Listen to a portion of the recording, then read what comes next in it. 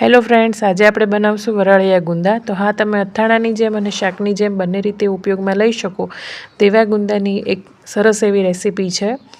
તો સૌપ્રથમ તમે સબસ્ક્રાઈબ ન કર્યું હોય તો સબસ્ક્રાઈબ કરી અને બેલ આઇકન દબાવી અને ઓલ નોટિફિકેશન પર ક્લિક કરી દો।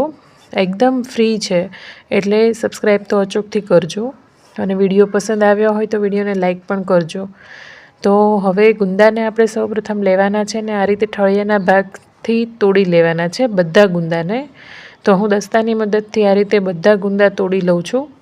તો ડીટીયાના ભાગથી તોડીએ તો વધારે સારું પડે।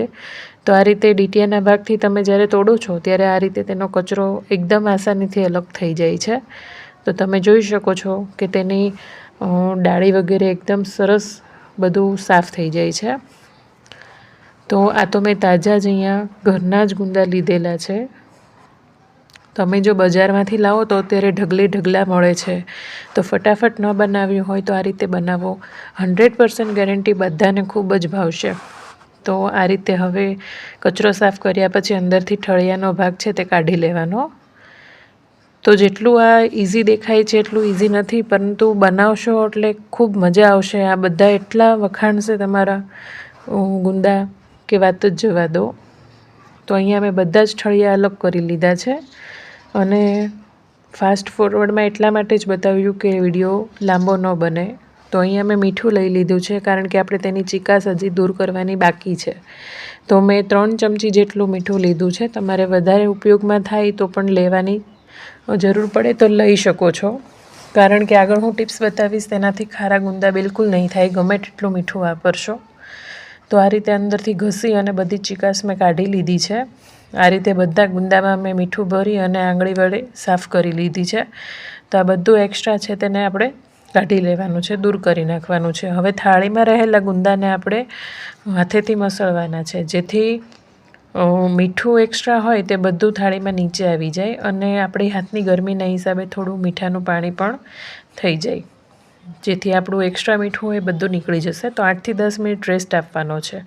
8 થી 10 મિનિટ પછી તમે જોઈ શકો છો કે ગુંદા બધા નીતરી ગયા છે અને મીઠું તેનું એક્સ્ટ્રા હતું એ બધું થાળીમાં નીચે આવી ગયું છે। તો ઉપરથી આ રીતે ગુંદા લઈ લેવાના।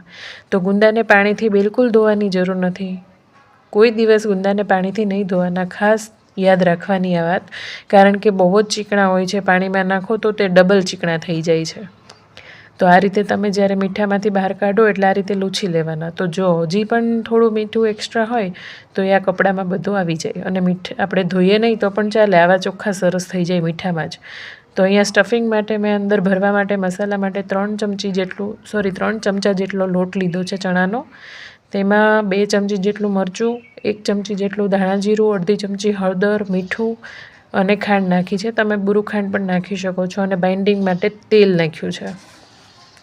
આ બધું સરસ મિક્સ કરી લેવાનું છે આપણે। તો આ મિક્સ કરી લો એટલે આવો મસાલો બનીને તૈયાર થઈ જશે। હવે આપણે સીધું જે વાસણની અંદર આપણે ગુંદા બનાવવાના છે તે વાસણ લઈ લેવાનું। તો આ ગુંદાની અંદર આપણે હવે મસાલો ભરવાનો છે।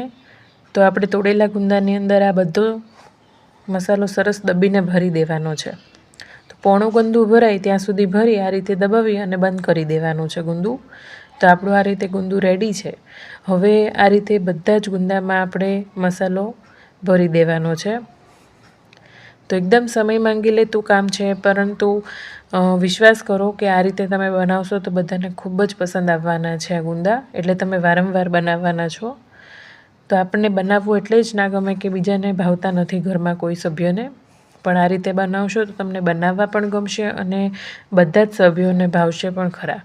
તો ગુંદાની અંદર મેં 3 મોટી ચમચી જેટલું તેલ નાખ્યું છે અને તેલને આપણે ગરમ થવા દેવાનું અને સરસ આપણા ગુંદા કકડવા માંડે પછી આપણે વરાળમાં તેને બાફવાના છે। એટલે કે આપણે વરાળમાં અને વરાળિયામાં નથી નાખવાના, કોઈ સ્ટીમરમાં નથી નાખવાના, પરંતુ હા, થાળી મૂકી તેમાં પાણી ભરી દેવાનું છે।